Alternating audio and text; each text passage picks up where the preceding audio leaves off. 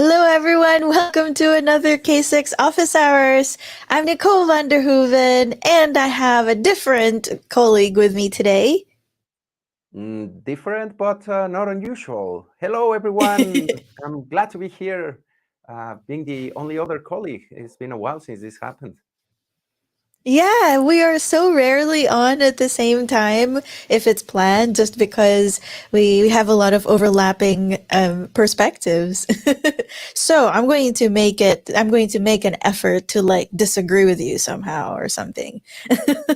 That's not going to be difficult because I also give perspectives from all sides and conflicting. My multiple internal dialogues are conflicting as well. So we always have conversations that are hard to stop even. Yeah, I know, right? The real problem will be not switching back to Spanish. Hello, Marie. Hola, She's in Marie. the chat as well. Before we begin, I wanted to say that we are hiring. We always have fun at K6, and we are still hiring for a few more engineering spots, it looks like. So if you are a cool person and like what we do, then maybe consider applying because it's fun over here. Join We need us. you. Come for the cookies. Oh, yeah, we have cookies, gluten-free cookies. We're working And on that. swag. Oh, yeah, And yeah, then we the have other swag. thing And the other thing that we need to talk about is that Observability Con is next week. This is a Grafana event, but we are included, and a few of our colleagues are going to be talking about really exciting things that are coming in the future for K6 in particular, and Grafana as well. So sign up if you'd like to be notified when I think it's being recorded. So even if you can't watch it live, then you'll at least be able to watch the recordings, and we'll have more to talk about on that front next week. It's super secret right now because it has to happen after stuff is talked about. But that should be fun.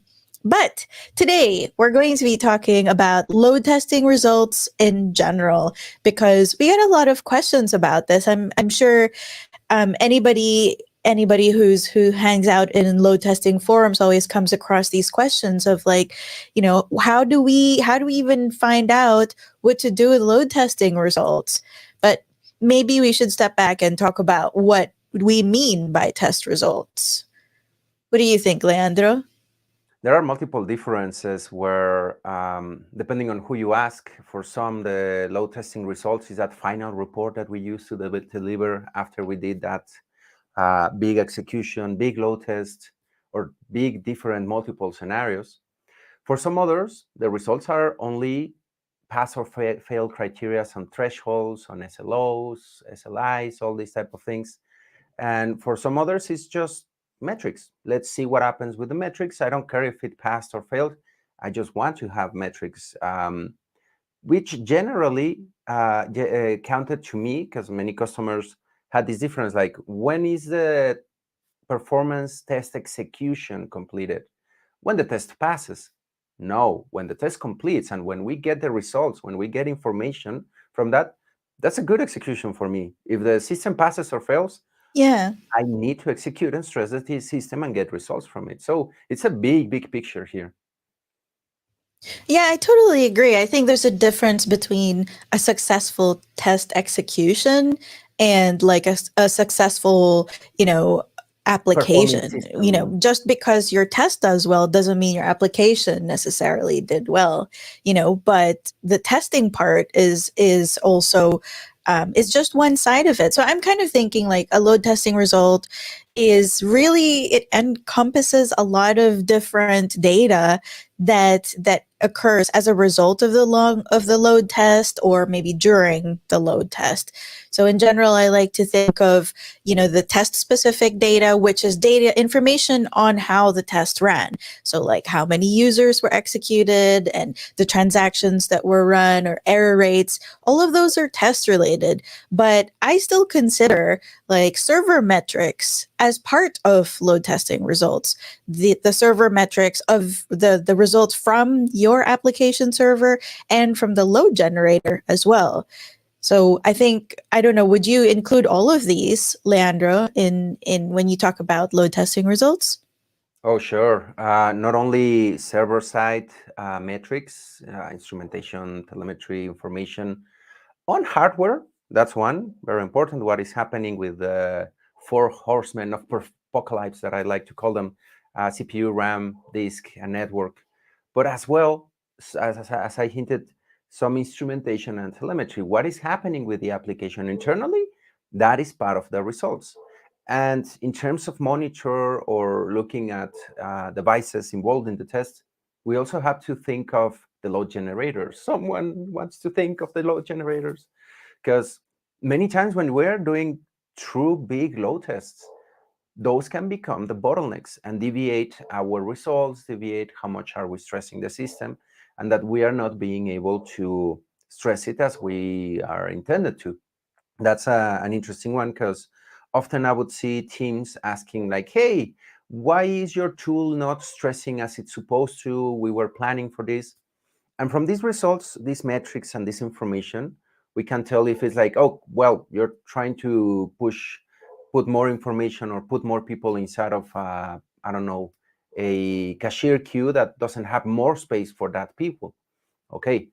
But the other side is like, yeah, the queue is so big, doesn't matter, but you didn't have enough generation capacity to put more people in that queue. So all those metrics and those results that we get previous to the test or during the test help us to identify where things are getting away from what is supposed to be, which I think is one of the most meaningful results that we're looking in a performance or load test, where things are getting away from what is normal or expected. So yeah, those other components. Backend, what is happening with the servers, and load generators, what is happening with our own devices. All sorts of sources of problems that we can have on both of those elements. Yeah.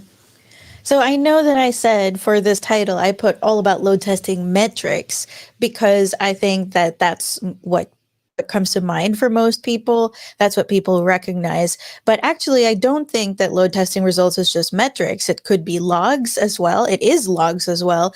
And it's also traces and alerts and maybe continuous profiling. And if those sound familiar, then that's because there's a big overlap between performance and observability. Because I kind of think of it as different sides of the same, it's like different views of the same event and different ways to test and to improve application performance.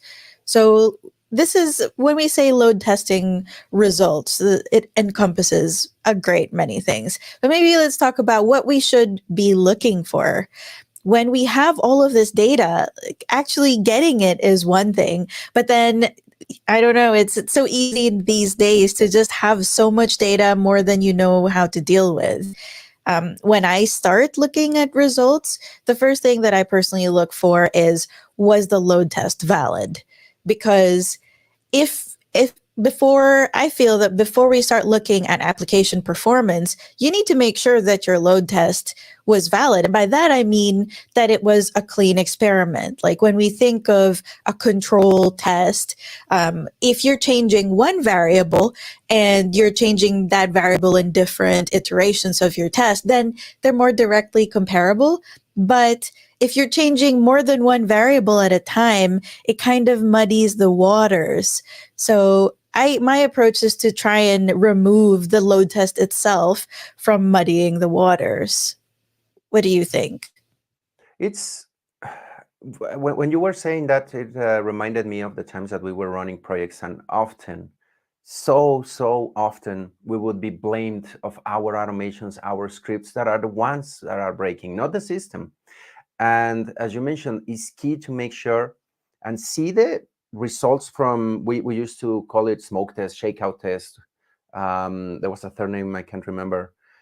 When you just created your scripts, and to make sure that they are triggering as much as you are intending to. Like, as I was mentioning earlier, when these scripts start to differ or start to do things different from what we were expecting, we need to have, as you very well mentioned, Nicole, observability. That's, I wouldn't say that they are like overlapping future features or practices, but they are complementary. I would say performance testing leverages observability a lot to get this information. And it's important to be able to see those type of things, as you well mentioned, logs, or if anything happened because we're stressing too much a piece that we shouldn't be stressing that much.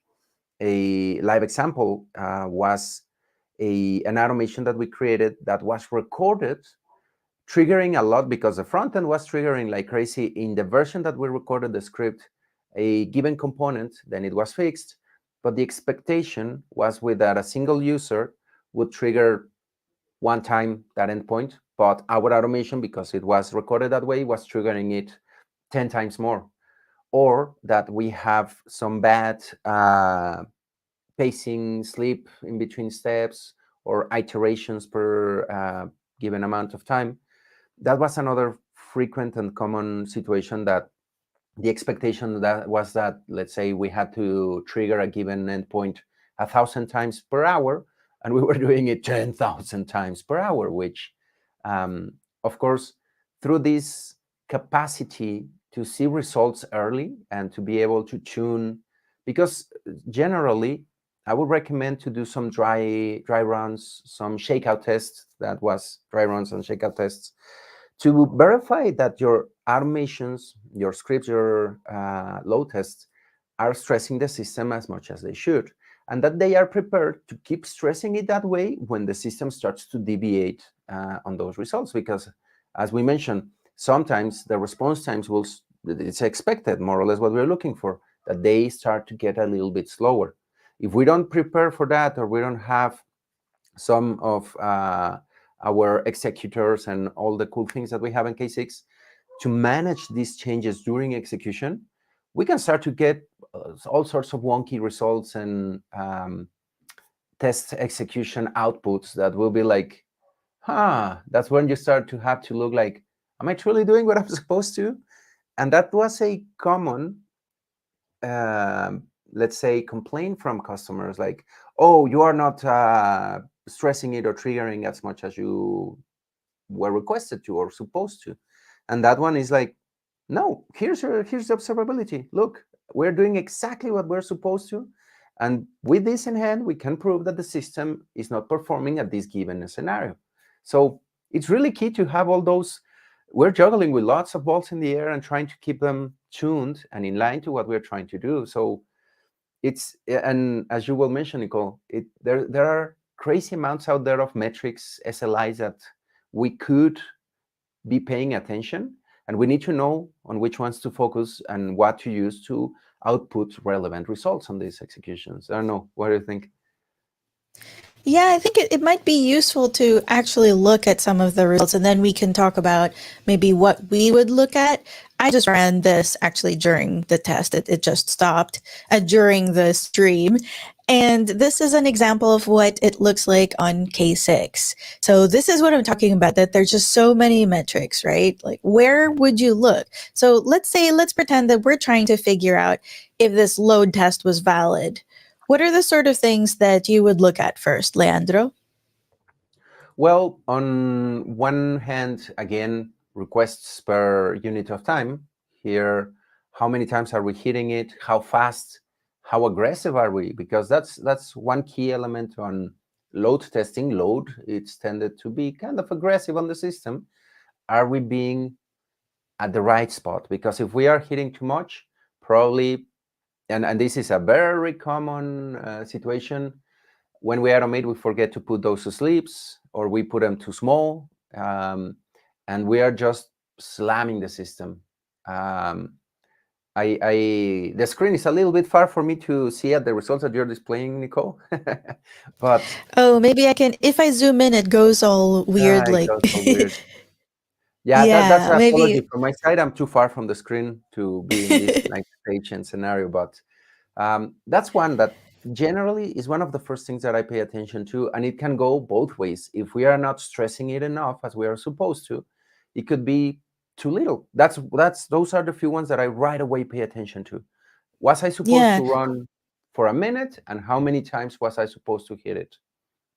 When I'm So I tuning, think, yeah, go on. sorry. I was going to say, yeah, I think it's also very dependent on what your requirements are, right? Like if the test, sometimes you get a number of iterations maybe that you want to run the test for because every iteration it injects some data into the database and you want to make sure that you have exactly this amount. Then in that case, I would look at maybe the number of iterations here. But like if you're talking about if the requirement is to reach a certain throughput level, a certain number of requests total, then I would look at the requests. In this case, the iterations and the requests are the same because this is a pretty basic script just for demos. And but then also it could be that the requirement is a certain rate, so requests per second. And in that case, it would be this number, which is 7.85 requests per second. So I think it's really good to be able to zero in on what exactly you're trying to achieve with your test and then verify whether you met that in this particular run. And then Leandro, you mentioned I think you mentioned duration as well. So I'm just zooming out so you can see a little bit. Okay. So here at the top, there are scenario there's like a quick description of the scenarios, and it's also good to verify like was it actually 10 virtual users that you wanted? Here's the duration, which is 17 minutes in this case, and it also goes through the three stages. I think I'd also look at the error rate, right, Leandro, because Oh, yeah. it depends. Not all errors are due to your script. Of course, it could be the actual application that's doing that. And you know what? Maybe it's a good time to also talk about checks. Because if you didn't have any check, your test would just pass. And How that's would you dangerous, know? actually. Sorry, what did you That's say? how would you know? Sometimes we're just Yeah. generating the request, no matter what we receive.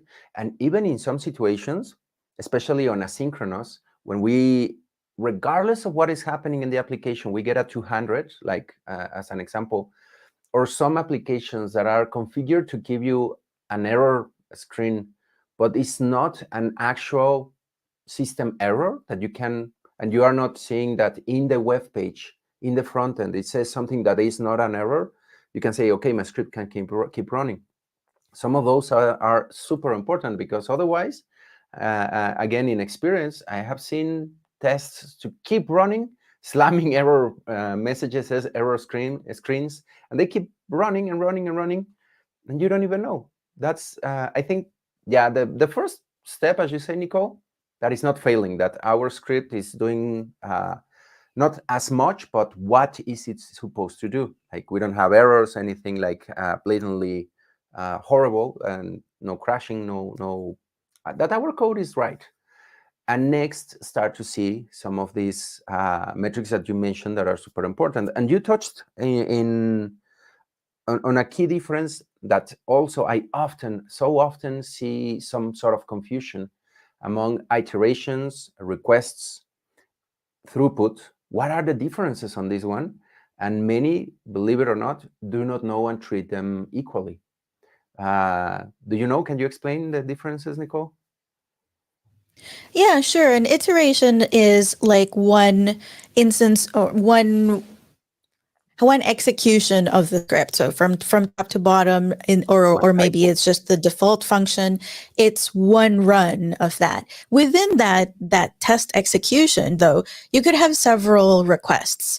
There really isn't a limit as to how many requests there are. In fact, if you're testing in an end-to-end testing kind of way, where you want to simulate a user clicking on a web page, for instance, that's probably going to be multiple requests because a web page isn't just a single HTML document. It's usually also images and JavaScript and all that. So yeah, it's not always one for one. In this case, there was just one request and one iteration for one iteration, but not always the case. We have a Yeah. question from Rose. Oh. When is it better to stop a test early? Some of my tests get a lot of errors, but I'm not sure if or when I should be stopping these early. Ooh. That's an it depends question, because there are times when, yes, you're expecting errors to happen and you're okay with them, and you are like, sure, no problem. There are some others in experience when we would start a test, suddenly the response time spikes. No errors, everything is still running, everything, but you already know that you are not complying with the expected response time for the project. And many times when we were lucky enough to be in those war rooms where we had the manager or the CEO or product owner, however one you want to call anyone with some good hierarchy in the organization, we remember we turned around like, hey, this response time is showing already.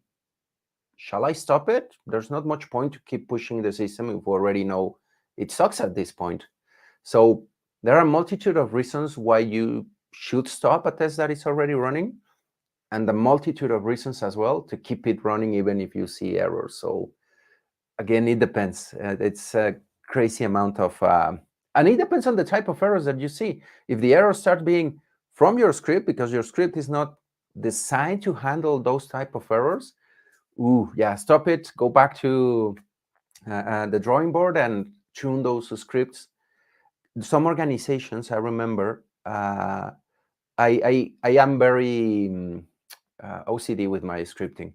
I like them to be zero lacks of correlations, zero errors. And I would get to a customer that told me like, yeah, in performance tests is normal. And when we are load testing, it's expected to have about 10% of error messages in our executions. I was like, no, you'll have zero with my scripts. Zero. If we start to see any problems, will come from the system that it's starting to fail. So it depends. Type of errors that you see, type of goals for your load test. So there's no straight answer here, I guess. What do you think, Nicole? Yeah, I think maybe it could be useful to talk about situations when you would stop and when you wouldn't stop. I think, for instance, if you're testing in production and the error is something that's in a feature that's very important, I would err on the side of stopping earlier because it's production. If you're applying load to it, maybe it's better to just stop it while you're figuring it out. Um, I think if it's maybe in a test environment, is this a shakeout test, or is this was this supposed to be the big bang, the kind of load test that you are going to compare against your baseline? I might let it run. I think it really depends on, is it still providing value for you to be running that test? I think when we ask ourselves, should we stop the test or not? That might be an indication that we don't have the observability stack set up already so that we have visibility into what's happening. Because if we're seeing an error, ideally it would be better to be able to identify what is causing that error. I think if it's very obviously a script issue, what's the point? Then maybe you should just stop the test and fix that script issue and then rerun it. If it's an application issue, though, there are times when it's easier to pinpoint if the test is still running. So whether that's you that's looking through that data or some other operations engineers, loop them into it and ask them also like what they need. Would it be better? Sometimes they might say, "Hey, can you just let it run because we will start to see degradation that'll be more noticeable on the component that it's affecting, and that will help us troubleshoot and pinpoint exactly where the issue's happening." Or they might say, "Look, you're generating too much information. It's just clouding the results and it's making us harder for us to find that first error." Then in that case, I would also stop. I Rose think you hit followed it up the too. nail in the head there. Is the test Go still on. adding value? Let it run. As long as you're getting something valuable out of it, let it run. From what Rose is mentioning, when you are shaking out or dry running your tests and they are not failing, no errors are coming up, you may be prepared at that point. But eventually, when you start to receive all those errors, you got to check why are they appearing? And as Nicole very well said, are those errors still adding value, or is something that you eventually need to add up to your scripts to manage if you're expecting to see those errors, or if those are already indicating you a degradation on the system that should be like, okay, we found the bottleneck, we found the problem, stop. No point to keep running. You're already seeing those errors. Let's diagnose and see what is causing them. If they are unavoidable, build your scripts in a way that you can handle them, or that they don't generate that much information or results, so that you are um, flooding everything in your output metrics. So again, it's an interesting question that requires very specifics, but I love what you said, Nicole. As long as it still is adding value, keep it running. Otherwise, stop the horses. Rose also added, the big issue for me is if there are too many errors, my results don't get generated. I'm curious, are you using K6? Because that should not be the case. But anyway, if your results aren't getting generated, there may be other issues at play. I was showing a script, but another way to see if your load test is invalid is by monitoring the health of the load generators that you're using. When you say that your results aren't getting generated, it makes me think that maybe the issue is on the load generator side.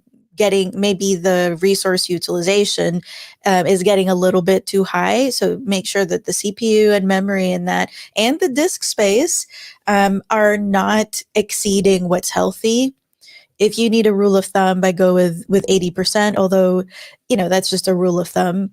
But maybe those things are what's causing your results not to I get generated. I think I'm almost have some ideas or of what can be the problem. She says it's K6, and I know in which situations you can get this overload of errors. One, if you hit in your script a point where the error happens and makes you skip the sleep or wait time, the script will become super aggressive when errors happen and will generate this deviation. And when the scripts become too aggressive, or the amount of messages that you're generating because of those errors grow too much, probably if you're forwarding and outputting your metrics, error messages, and everything that happens in your test, when you start hitting those, probably it becomes too much for your, I don't know if you're sending them to Prometheus, Influx, or data files. It can be so wide, so big, that your bottleneck becomes the database where you are receiving all those metrics and outputs. So I would highly recommend to probably kind of instrument to see what is happening on your script and what is happening on the devices that are supposed to store those error messages. So Yeah. I have had that situation so many times where like, oh, why when the error started happen, everything goes haywire and I cannot get information. And I noticed when I said like that sleep or wait time that you have in a step is not being taken because of the error, suddenly you see your throughput or your requests go sky high because suddenly like, yeah, I don't have a stop moment anymore. So there are many reasons, and it can totally happen even with the best tools such as K6. Well, so I also think that you should maybe look at what you're logging of the errors, because it's not usually necessary to log absolutely every instance, everything, and every instance of every error, and that could also fill up your storage very quickly. One thing that you could do is if you're already seeing a lot of these errors, even during shakeout, then maybe you could script for it and like catch these errors rather than having it be reported. If it's an application error, maybe you just need a counter. You don't really need to print out every instance of it. So it could be wise to try and explore some better error handling. If there are known errors of the application, it's also cool to use checks for those, because checks don't stop your test from running, but it'll still give you an idea of how often the script got to those errors. We have another answer, actually. And Michelle says, I guess you need to determine the type of a test that you want to perform. Yes. if you actually expect errors at some point and just want to see how and if the system recovers, then you should let it go on. Absolutely. If it's like a breakpoint test or a stress test and you are waiting to see that point after which the server just can't respond, then absolutely let it run. Just make sure that you add in your scripts, as Nicole was mentioning, a handling mechanism, even as don't report this error or handle it, validate it, or do something with it that doesn't stop or makes your test go haywire. That's super important. If you're expecting the error or you know that is part of the test, make your scripts and your scenarios to look forward for it and be able to handle it, or them, if there are many errors. Rose says, I always make sure my smoke tests are error-free first, but then I can get tons of errors and heavier load tests. Yeah, I'm going to mention here the concept of a baseline test. So a smoke test is different from a baseline test. Usually, let's say that we're testing a new release, version 2.0 of an application, and right now it's version 1.0. And now is the time to be running baseline load tests. And what that is a test that is not meant to really stress. It's not like a breakpoint test that where you're trying to get the application to that point where it falls over. A baseline test is kind of like a very nice clean run of what you would normally expect on version 1.0, for instance, and make sure that the load test is valid and all of those things are clean enough for you to compare later. Then when version 2.0 comes, the idea is you can run that test again and then compare it to the baseline. So think of the baseline as, like, in video game terminology, like your save point. It's a point that you fall back on. You know, it's if you can have a really good baseline test, then it's going to be a lot easier to find out what the difference is when you change a variable like the version number. From what Rose is saying, that when she's doing this baselining or these shakeouts or scripting, that she doesn't see the errors, it tells me that these errors start to appear under load, which to me sounds a lot like a bottleneck was hit somewhere in your application. Now you need to do some analysis or check through instrumentation where in your application are you hitting the bottleneck. Is it because, I don't know, you have too many images and that was saturated and you get an error message from there, your database is hanging? There are a multitude of possible sources. Just make sure that you figure out why that error starts to appear. And again, is it expected? Script for it. Is it unexpected? It's a bottleneck and you should report it, fix it, and tune it, ask the developers or whoever owns that piece of the solution that is throwing the errors. Yeah, I actually might have something that I can show. Maybe it will be familiar to Rose and others like her. So this is an example of a run that was bad on purpose, and this is really perplexing when you see this, because it's like, what? How can there be no requests, and no requests per second here or response time, and yet it ran for 2 minutes, like 100 virtual users. What happened here? And in this particular case, I'm not saying it's always the case, but you can see here that in performance insights, it's already calling out there's high load generator CPU usage. So this is already showing, this is plotting the resource utilization and the virtual users there.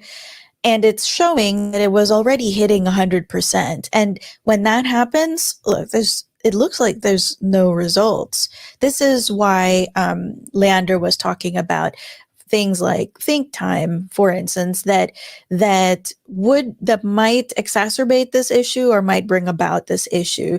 Maybe, and I don't know exactly, this wasn't a test that I ran, but perhaps this load test was going a little bit too quickly. Like the requests were being sent out one after another as fast as humanly possible or as computerly possible. And it actually worked in reverse. It kind of backfired because at this point, the CPU of the load generator was so saturated that it couldn't actually report on anything. This is an example of an invalid test. Another one that you made me think of, at times when you, let's say you have just one request, when you hit your endpoint and you're expecting a response, generally it's around 2 seconds, 3 seconds, 5 seconds, to give an example, when it is working, when it is processing. And when it hits its bottleneck point, breaking point, whatever you want to call it, that endpoint can just right away tell you an error message instead of responding with what you are looking for. So from an execution that on each iteration took, let's go again with a high number, 5 seconds, and your error message takes 0.1 seconds to come back because nothing is being processed other than telling you I'm having trouble, errors, there you go. Then your script can go super fast because it was expecting for your process to take 5 seconds, and suddenly 0.1 seconds, oh my God, I can go as fast as possible. And you will be generating a lot of error messages, probably taxing the CPU, probably taxing your network card that is outputting the results. So there are all sorts of possible things that can go weird when you start to hit those breaking points on your load tests. Marie says that this happened to her, the high load generator CPU usage, when she tried to spin up a lot of browser views for testing purposes. Yeah, actually, let's look at the recommendations as well. Like, if this happens, what do you do? And here are some nice recommendations. Maybe I'm biased because I wrote them. You can add or increase your think time using sleep, which we talked about. This slows down the request rate and makes it so that the CPU, that the resources on the load generator aren't so high. And you can also select more load zones. So this is K6 Cloud specific, right? But if you're not using K6 Cloud, this still applies. Maybe consider distributing your test. You can use things like K6 Operator if you're on Kubernetes, for instance, and you can run the same number of virtual users just with more machines.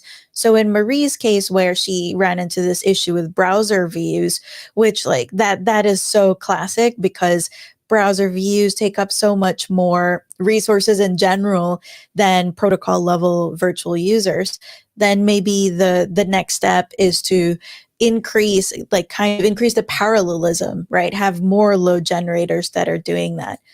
You could also remove or consolidate logs and custom metrics. If you don't need them, then don't log them. Or if you know that they're going to happen, then try to think of easier ways to let yourself know that they're happening without logging absolutely everything. And also, setting thresholds is super important. So, for example, back to our script here, I have, or in this case, I have an error rate threshold and a response time threshold, but you could also have CPU or memory utilization, and that would be really handy as well. Let's get to some other questions here. Marie says, if someone is starting out with performance testing, what are the most critical metrics that they need to be aware of? I would say the default metrics that K6 outputs, and just pay attention to whatever turns red or goes weird. And again, on the server side, the four horsemen of the apocalypse. Those are the classics. Check what is happening with the CPU, with the RAM, with the network card, and the hard drive. Those will tell you the most basic points. But again, this is a big question, as it depends, because it depends what you're trying to stress. Will be an interesting metric or SLI to pay attention to. So maybe we can show exactly what we would look at first. I mean, I think until you see, unless you see some errors, I wouldn't actually look at every single one of these. After what we talked about, looking at the scenarios, the main things, the virtual users, the durations, and all that, I would look at the checks. If you have any, you should have any. You should have some. And in fact, I was going to mention earlier, I forgot. I don't actually think that this is enough, just having an HTTP 200. I prefer also having some sort of text verification, like saying the body includes something. The reason for that is it's happened to me where the response was an HTTP 200, but when you actually look at the body of that page, it's like error, you know? So it was mistakenly returning a 200, so that can be a little misleading. So I would also add those checks in. So I would look at the checks here right now. This is saying 100% of them are passing, so no real red flags there. I'd also look at the HTTP rec duration. Specifically, I would look at this line, the expected response true. Um, I think that so this is what is colloquially just called response time. In K6, we kind of break it up into lots of different sections of the response time. That's why we have HTTP rec blocked, connecting, duration, and a bunch of others. But really, I think the most important one is the rec duration if you're looking at response time. And the reason that I would look at this line in particular is because this is specifically filtering out any instances that didn't get the expected response. So the reason why that matters is sometimes when an error is returned, those pages have a shorter or longer response time. And you don't necessarily want that to be lumped in with all the successful ones because it can really affect it either way. So I would look You at know, this line, and it depends on you whether you want to look at average or 90th percentile or 95th. That kind of depends on what you've done in your baseline previously. What is the number that you would need to compare it with? it's I think it's the departure point for every performance and load tester. Response time. That's the one. How fast is it responding? That's the first indication of degradation and the first complaints of customers that we're trying to mitigate with a performance and load test. But yeah, again, it depends a lot. What is the basic metric that you're going to be paying attention into? What is the reason that brought you to doing that load test, and where are you doing the load test?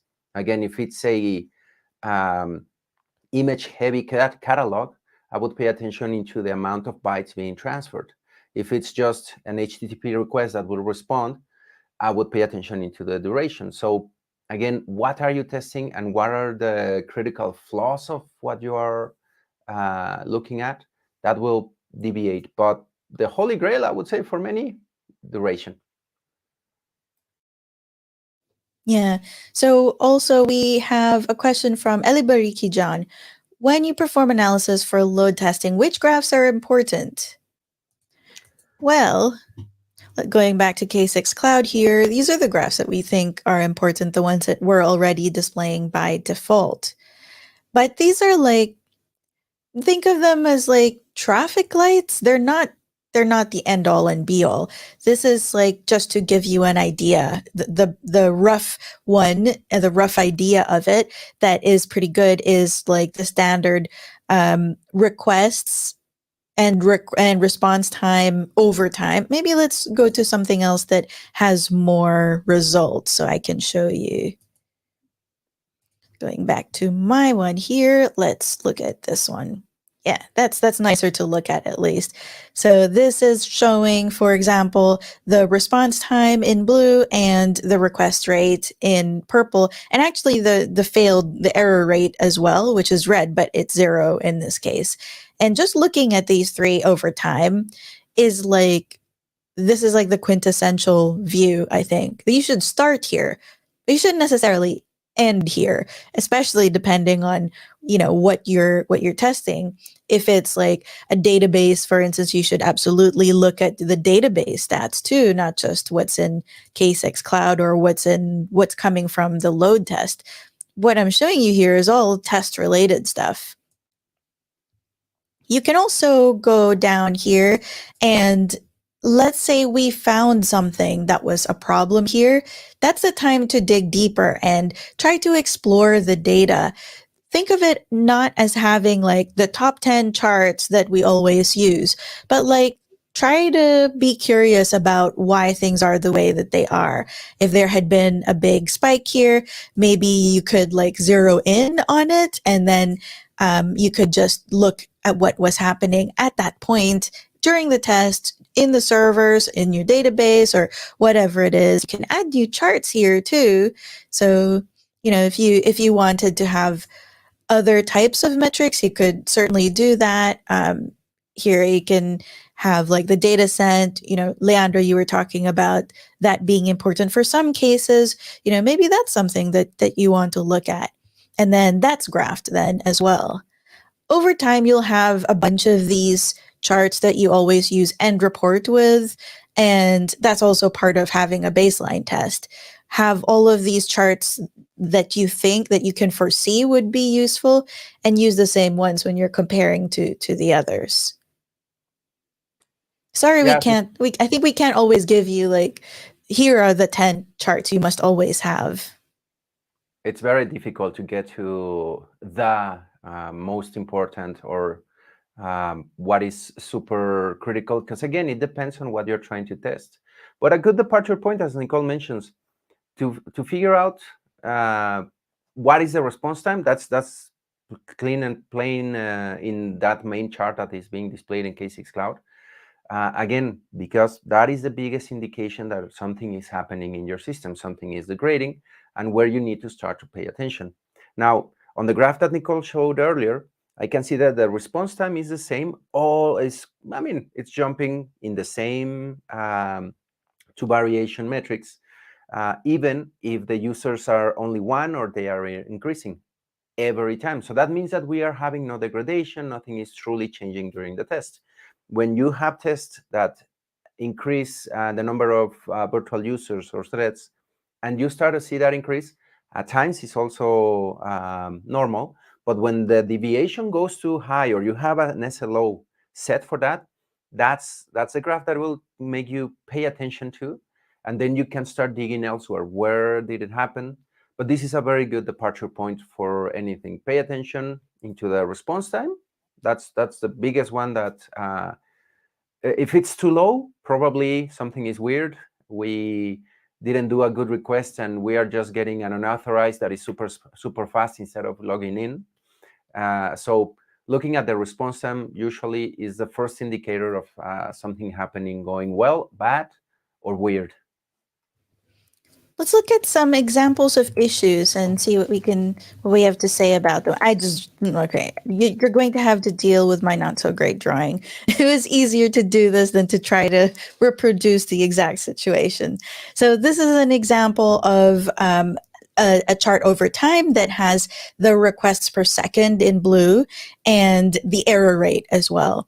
And in this case, we can see that it's going. You mentioned the situation earlier, Leandro, where it's going up and down at almost the same rate as the requests per second. I would say, if you're already getting errors just when it's ramping up, maybe you need to look to see if there are script errors. Maybe the application has changed and you need to update your scripts, perhaps, because this is like, even without load, you're getting a lot of errors. That means that every one of your scripts or iterations, virtual users, is triggering that error, something that you need to go back and fix. Most probably it's a script problem, but I have known some systems that by default, they have some weird JavaScript on the back end or weird codes that they will pop an error no matter what. So that's also where you have to be very aware of what is the context of your application. Am I seeing that error manually with a regular blah? Okay, the system is designed for some reason that way. That's normal, and I expect that to be all pair with my iterations and my users. But if it's not, okay, take a look. Is the system misbehaving from scratch? Are you seeing it everywhere? Or my script is triggering that error, not having those validations, verifications, or it's not logging in. I don't know, multitude of reasons. So that's why sometimes the error graph is super important, critical. Some others is just the response time, because you may be having a good response time with that error message happening, because again, maybe imbued in the system is normal for it, weirdly normal, to pop that error.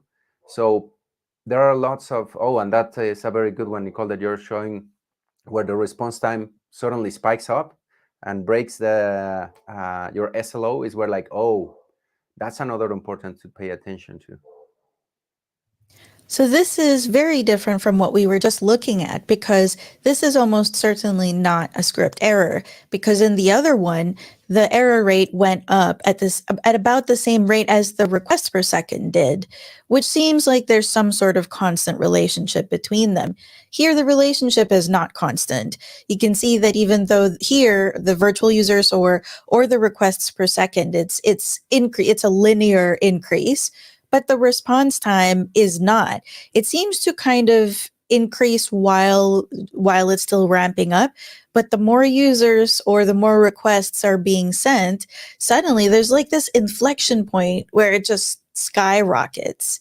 This is often called the knee, or I've heard hockey puck. I think Canadians tend to prefer hockey puck. But it is a problem because it usually means that this is the point beyond which your system can no longer handle or severely struggles to handle the load. So at this point, you could say, like, if you already know that that's the issue, if you've gone past this point, I'm not sure, unless you're trying to specifically determine whether your system recovers.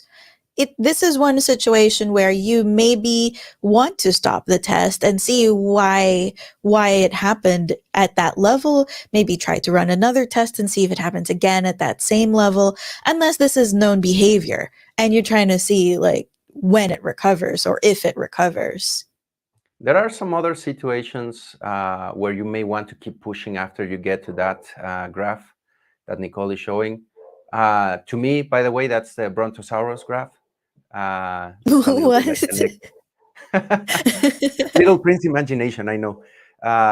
So at some points, when you see that spike, may not be necessarily an error or something critical that will stop your system from being useful for your users. I've seen organizations where they want, okay, here's the point when the experience starts to be weird, but still I can't service them. I want to keep pushing until literally I bring down the system, it's unresponsive, or all of the situations. And those are the times where you may want to keep pushing it until you truly start to get like 500s, or the system is dead, or you just see flames on the server room, things like that.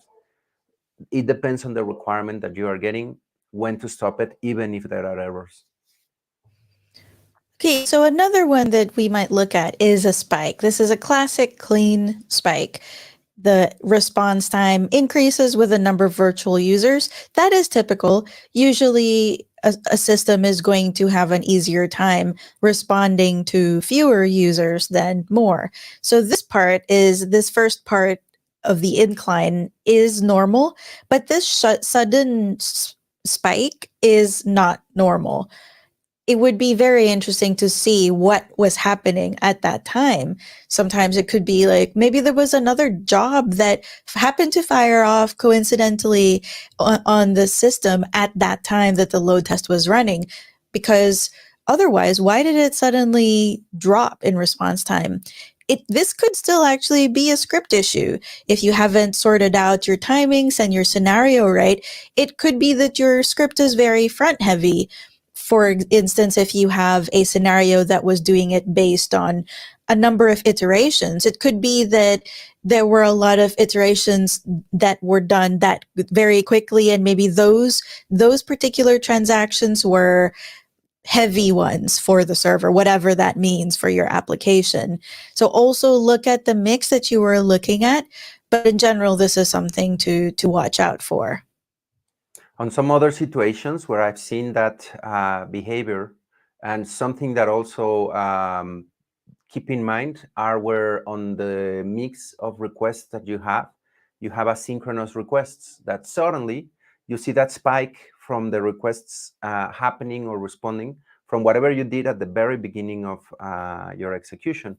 So these spikes, as very well Nicole says, could be because some other process triggered, or some processes were queued. And going back a little bit into the response time, a common, really common request and problem is, how do I measure the response time on asynchronous requests?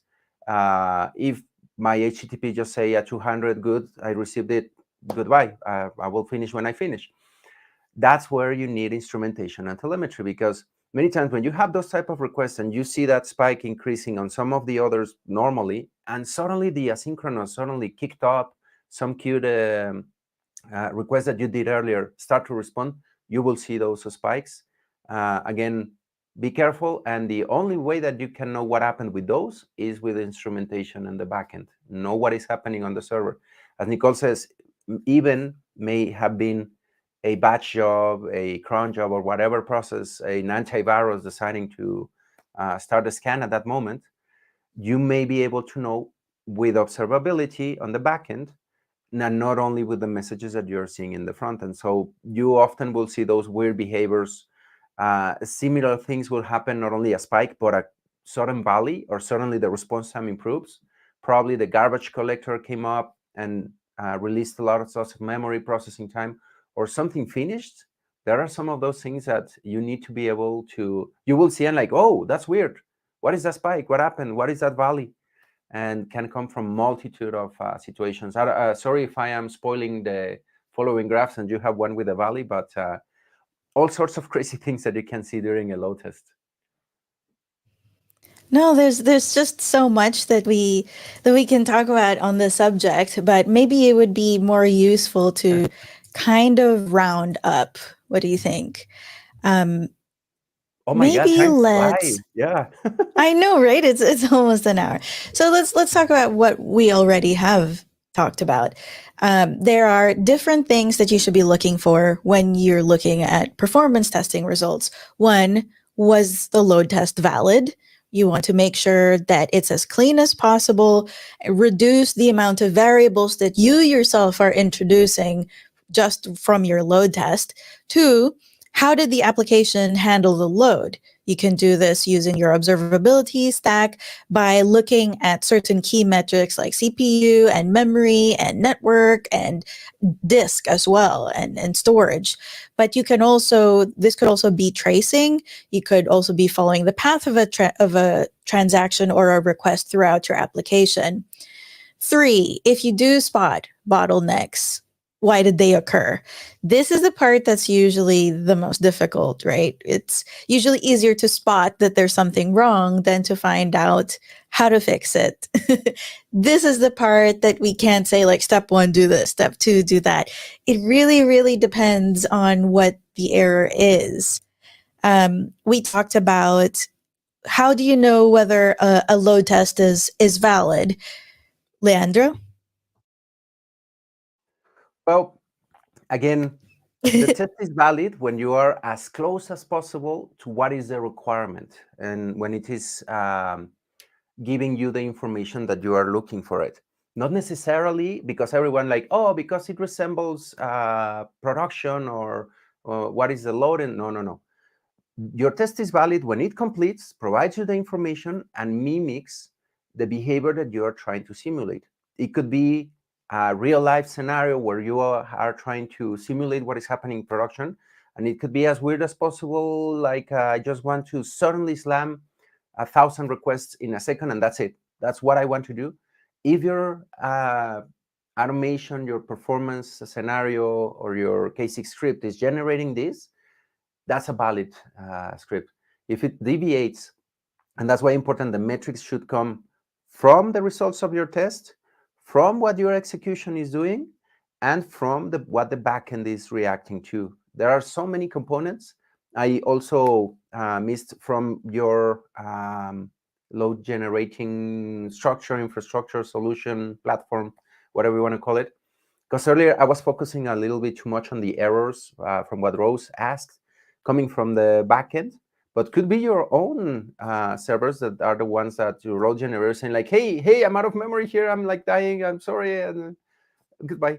I won't produce results because I'm burning in flames. So there are so many things that you can tell to validate it's a valid test, but generally in principle that it simulates what you're supposed to, wanting to, and that it completes and provides that information. Some quick tips for like some principles for just analyzing results in general. You should compare your experimental results, meaning the test results, to your live results, what's actually happening in production. If you're trying to simulate that, then compare it after you've run the test and see how close you got. You can also try to increase granularity. I was talking about zooming in to a specific section if there's a problem section, but you can also look at it at a 5 second level instead of a 30-second level, and maybe even more granular, because then you'll be able to see some issues that might have been hidden. I am a big fan of using raw data when possible. It's not always possible, but I do like it. And also just visualization, exploring the data and being curious about it, rather than saying like these are the standard graphs that we always use. I think that's one of our advantages as testers, that we have a perpetually curious attitude and we follow up clues like bloodhounds. It's interesting because at times it's just a mix of looking at the big picture, the full picture, all lots of metrics. You can get lost in all of them, but sometimes you gotta go digging and like hounds, like sit here, no, it's over here, and start like opening up. So it's a huge and very entertaining world where you can go down the rabbit hole like crazy. Well, we are out of time. So thank you everybody for those who were able to catch us live. And I guess have a good weekend. We'll see you next week, and we will have some interesting news to share next week as well. Stay Have a good tuned. weekend, everybody. Keep Bye. tuned. Adios.